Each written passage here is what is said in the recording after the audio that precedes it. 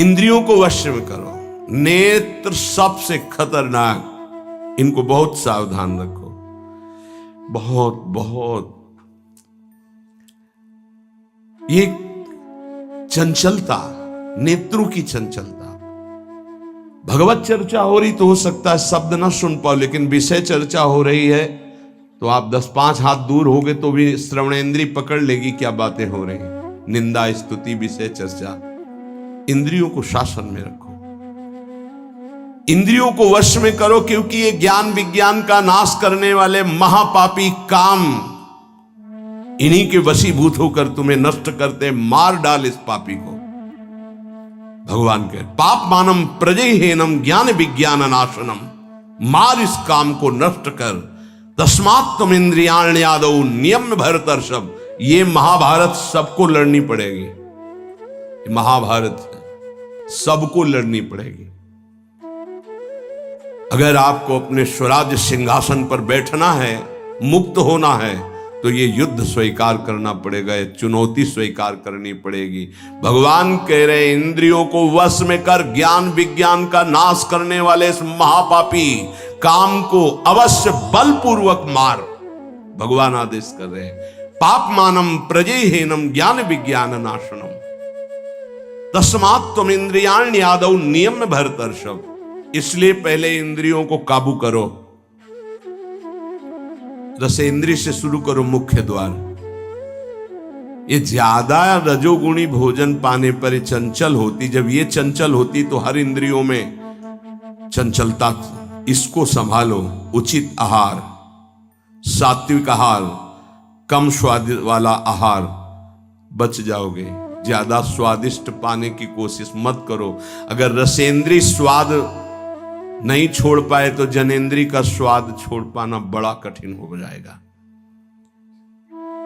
इंद्रियों को विषयों में संयोग मत होने दो।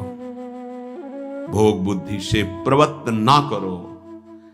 केवल जीवन निर्वाह बुद्धि से प्राण पोषण के लिए पहले यहीं से शुरुआत करो, रसेंद्री से। प्राण पोषण के लिए अन्न जा रहा है, स्वाद के लिए नहीं। आप नहीं हो भोक्ता, ये रसेंद्री का है। इतनी जबान में रखी गई पूरी बात। यहां के नीचे कोई मतलब नहीं है क्या जा रहा है, इससे यहां कोई स्वाद नहीं। बस ये 2 अंगुल 3 अंगुल का खेल है। इसे क्या गुलाब जामुन है क्या, बस ये जहां अंदर गए ना तो फिर और कुछ मांगे होने लगेंगी। रसेंद्री से स्वाद। अब अगर जरा सा नमक कम हुआ तो हल्ला मचाने लगे, नमक लाओ थोड़ा कम है। भैया किसके लिए स्वाद बना। कभी कभी तो मनाओ कि नमक डालना भूल जाए, फिर देखे कैसा लगता है। कभी कभी बिना स्वाद के भी भोजन पाना चाहिए। हाँ, ऐसा करो। मन चंचलता रहित हो जाए, इसके लिए सात्विक भोजन करो। अच्छे अच्छे पदार्थ इसको दिखा दो। हाँ, जैसे आज साधु सेवा, भंडारा, ऐसे जैसे होता है कभी ऐसा उत्सव आदि में दिखा गुलाब जामुन। जब परोसने आवे तो क्यों आज थोड़ा उधर ऐसे बस दिखा, अब वो जले गए। हाँ बोल दो अंदर से। हाँ, गरम गरम धुआं उठता हुआ समोसा, हरी चटनी, लाल चटनी और वो सेवई नमक वाली। हाँ ऐसे। अब ये खा के तुम ध्यान करोगे किसका? अब ये निर्णय तुम करो।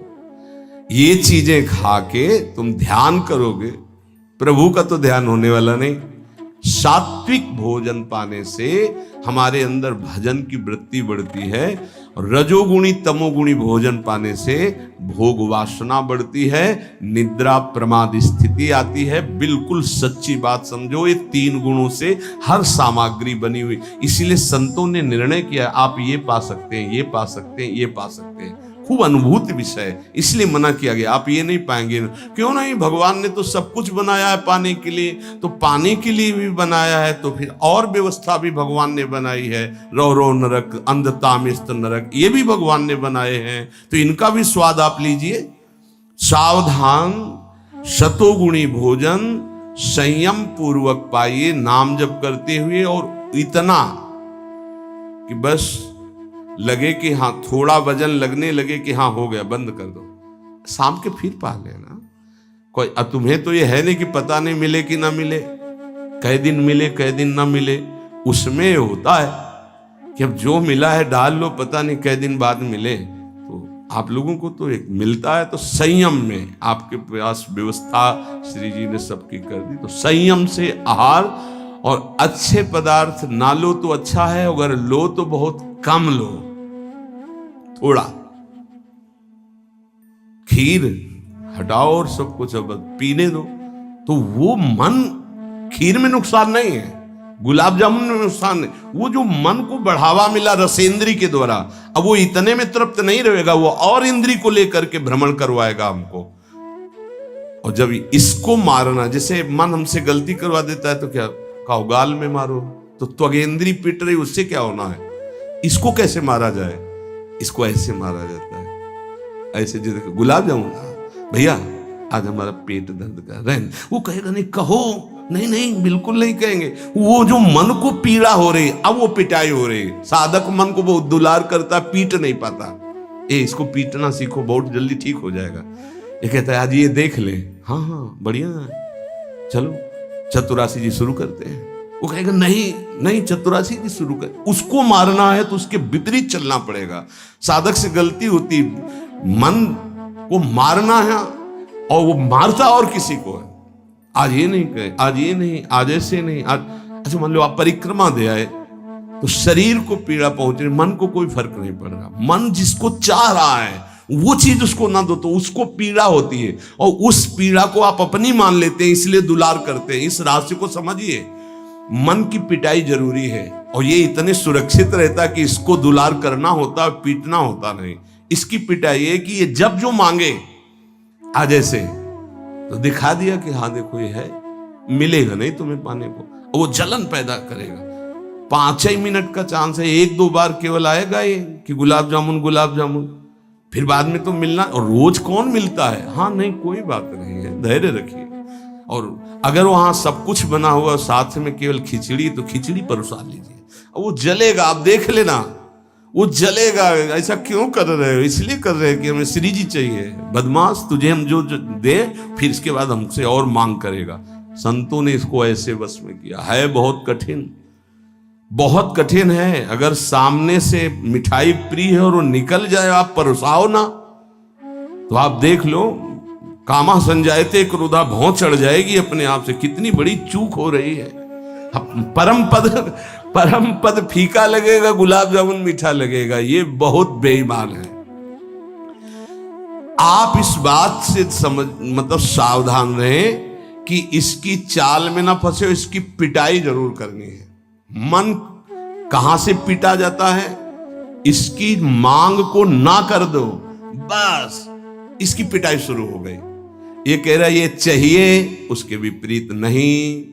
अब वो जलेगा, जलेगा, पवित्र हो जाएगा।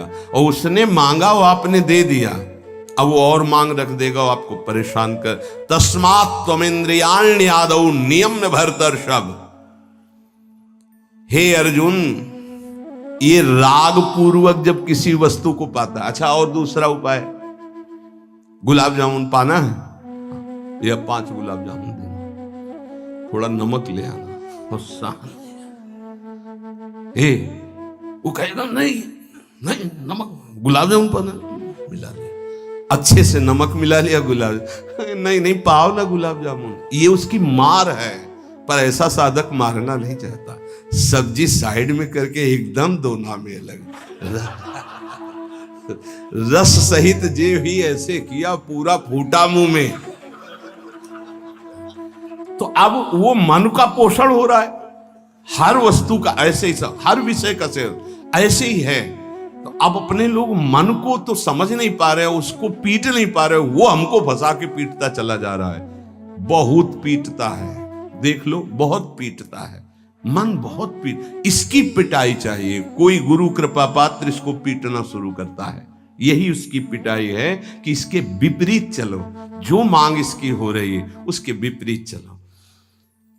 जैसे बहुत बढ़िया स्वादिष्ट सब्जी बनी है, अब उस खीर भी परोसेगी तो खीर और सब्जी दोनों को मिला दो, न सब्जी का स्वाद न खीर का स्वाद, 2 रोटी 3, वो जलेगा कि यार तुम कैसा क्यों कर रहे हो, बस तुम कर लो ऐसा, तो रसेंद्री ठीक हुई तो सब ठीक हो जाएगा। शास्त्रों में वर्णन किया गया धैर्यवान वही है जो रसेंद्री और जनेंद्री को, बस 2 इंद्रियों की चर्चा हुई और तो सब अपने आप हो जाएंगी।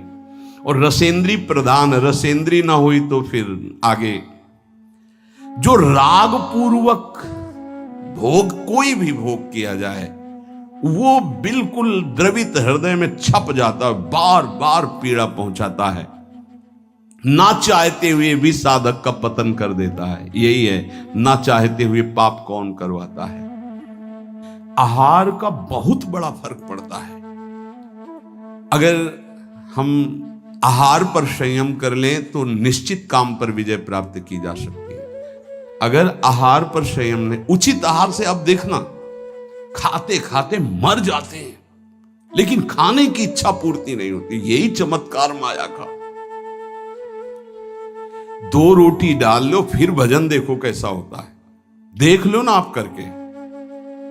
खट्टी डकार आ रही है यहां से, फिर भी शाम के बैठे हैं, आलू का पराठा और चटनी ये और वो, फिर जाके पचाने में पूरी ताकत। भजन कैसे करोगे? थोड़ा भोजन करो, खाते खाते मर गए यार। आज यहाँ का, कल वहां का, परसों यहाँ का, संसारी पुरुष इसी में लगे रहते हैं। सुनो, उतना डालो जितना प्राण पोषण के लिए। कभी ऐसा देखो कि पेट में वजन ना आने पावे। अगर आपको भजन बढ़ाना है तो पेट में वजन ना आने पावे। ऐसे जब बैठो और भोजन शुरू करो, जहां लगने लगे कि पेट में कुछ आ, वहीं बंद कर दो।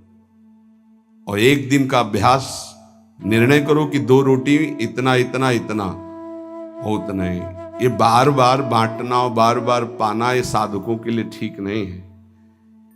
एक बार रखवा लो 4 रोटी से दाल सब्जी और बस खत्म। आपका घर है, आप श्री जी का प्रश्न, बस एक बार, और उसी को पाके अपना भजन करो। धिक्कार है जीवन को, खाते खाते अवस्थाएं बदल गई। बचपन से लेकर 50-60 वर्ष को वही खाने की इच्छा। कभी तो थोड़ा मन वही फंसाए है, मृत्यु आ जाएगी फिर भी खाने से तृप्ति नहीं होगी। एक बार इस रसेंद्री को काबू में किया जाए, भोजन पर सावधान, थोड़ा अल्पाहार, इतना जिससे हमारे प्राणों का पोषण हो जाए, सब ठीक हो जाएगा। आप देख लेना, अल्पाहार। अगर भोजन सुधार नहीं होगा तो फिर भजन में सुधार नहीं होगा। भोजन, बहुत प्राण शक्ति प्रबल है आपकी, ऐसे नहीं निकल जाएगी। बहुत प्राण शक्ति बलवान होती है। वायु, अन्न, जल उचित चला गया तो खूब साधना बनेगी। इसलिए कोई भी वस्तु राग पूर्वक सेवन न की जाए।